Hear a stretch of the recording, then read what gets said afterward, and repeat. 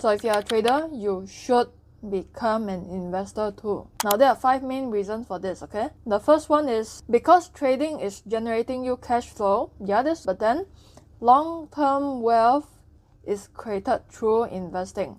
Because if you look at how the power of compounding works, having your money work hard for you instead of you working hard for money, you need to have a long-term perspective. You need to hold it long-term in order for the law of compounding to work out. And this comes down to the second point, because trading requires your time, energy, constant attention, more so than investing. Even if you're a long-term trader, you trade once a day, once a week, you still gotta be active.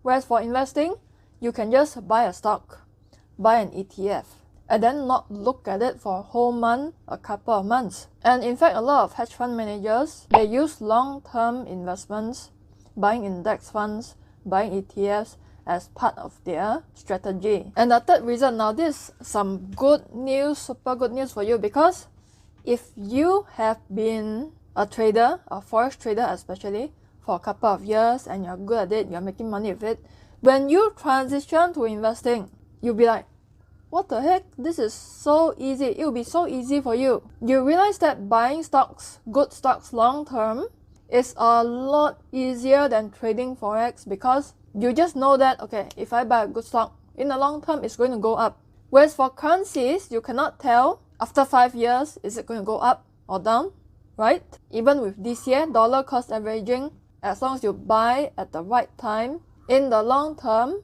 it is still going to go up. The only challenge with that is patience. And aside from that, risk management is also easier with investing, because it's such a long time frame. It gives you a lot of time to recover from your mistakes, whereas for trading, sometimes when you're bad at risk management, your one day of loss can wipe out your previous weeks, months of trading profits. And also another reason, now you have an advantage over those beginner investors who don't know what they're doing, because as a trader, you understand charts. You understand sentiment analysis.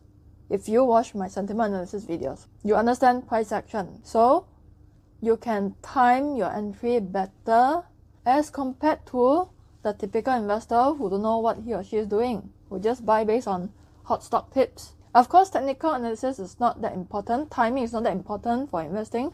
But if you can add that extra edge, it's going to help. You already have the skills. Now you can just apply to a market that is so-called easier. Now with that said, doesn't mean that, oh, now investing is so easy, I don't need to do my research, don't need to study. Yes, you still gotta study, still gotta learn the markets, still gotta learn how is investing different from trading. That's why for this year I try to make more investing videos, but then it seems to not do so well. Maybe because people just expect me to talk about trading all the time. And also, I just want to say one thing, is because over these past 10 years, I've seen so many people with no finance degree come out and teach trading after just Googling, some even copying my content, and even grow faster than me after copying. Good for you. But then, I feel like I don't want to be in the same industry as these people all the time. Because anybody can just come out and teach technical analysis. Is like you just look at a few articles, then you can teach, right? So it's like they copied my technical analysis videos, the easy ones, but they cannot copy the sentiment intermarket fundamental videos. I guess that's life. Life is unfair. So I hope that when I transition to teach more about investing, that more people will support. And speaking of money, being an investor actually costs you less money as compared to being a trader. Why is that? Because to earn as much money as possible, you gotta pay as little fees as possible. Now, when you trade all the time, you're paying a lot of spread commission to your broker. You're making your broker richer and making you broker. And still the same, you see a lot of gurus promoting day trading, not because it's the best thing for you, because they want you to trade as much as possible so that they can earn as much commissions as possible. So that's why it is in their absolute interest to preach to you how amazing day trading is. Amazing for them. Because imagine if you're a broker and you have a new client who only trades once a year. What kind of money are you earning? Almost nothing. And in fact, speaking of fees, try not to sign up for unit trust mutual funds because a lot of them, they have high fees, okay?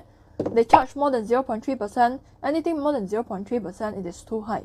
Whereas for low-cost index funds like Vanguard, it is one of the best inventions of the century. Make the most out of it. If you cannot beat the market, follow the market, buy the market. Now the next reason is your trading income can multiply your investment earnings, because your trading income, you can put it into your investment account. And the good thing about investing, especially in good quality stocks, it not only gives you profits in terms of capital gain, okay, but also dividends. It's like collecting interest every quarter. And better yet, if you opt for dividend reinvestment plans, it's just going to automatically reinvest all your dividends.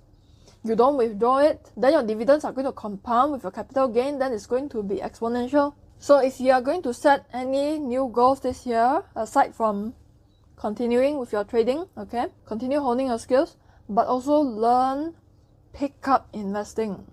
The earlier you start, the better. Okay, so with that, I'll talk to you in the next video. Bye.